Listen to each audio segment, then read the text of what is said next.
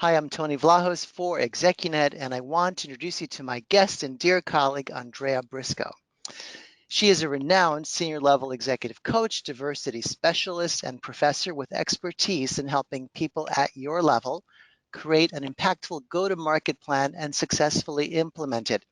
Andrea is a part of the ExecuNet Inner Circle of experts who work one-on-one with executives at the VP level and above to help them attract the roles they want and land faster. Today, Andrea will be taking your questions around age bias, bias based on gender or race, overcoming gaps in your work history, and other mysteries that could be tripping you up with recruiters and at your next interview. So, Andrea, let's kick things off with some general themes as people settle in and start to form their own questions. It is now 2020.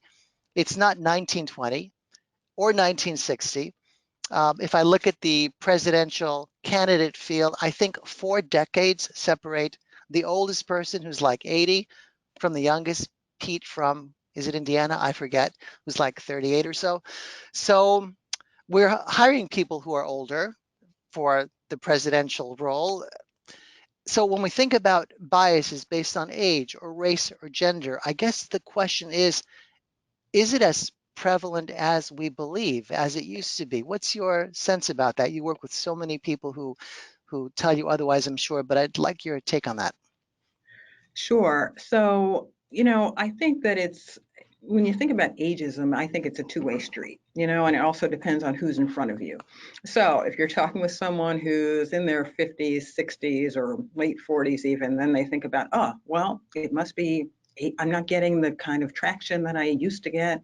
I'm not getting the responses that I used to get. It may be ageism.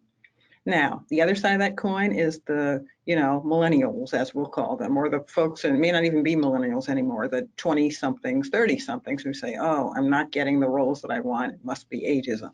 So I think that one of the places to start that way of thinking is really controlling what you can. So things that are within your control. I can't control that I'm no longer 27, nor if I were 27, could I control that I am. Right? So what you can control is the way in which you apply for positions, how you connect. We talk a lot at ExecuNet about your network and how your network can support you and how your resume can support you. So those are ways to kind of actively engage, and you want to work with somebody who wants to work with you. All right. So, people will say, oh, well, I don't, it's ageism. I'm not getting responses. Well, it may be the way that you're gaining the traction and not the length of experience that you have. One thing that I think about, though, in terms of people who are on the higher end of the spectrum with more experience is that if you show up and say, I've got shoes older than you are, then you're going to have a response that's kind of like, I wouldn't like to hear that. I've had people say, oh, well, I'm working with this woman and my kids are her same age and I talk to her in a particular way. Well, you got to think about who you're talking to, right? Those folks are adults in the workplace.